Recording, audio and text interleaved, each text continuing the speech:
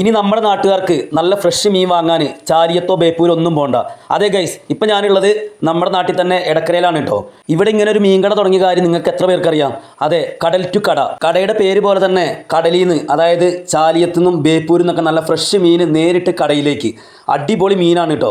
നമ്മളവിടെ ചെന്നപ്പോൾ കടയിൽ അത്യാവശ്യം നല്ല തിരക്കുണ്ട് കേട്ടോ. പിന്നെ 5-6 പണിക്കാരുള്ളതുകൊണ്ട് തിരക്കൊന്നും വലിയ പ്രശ്നമല്ല.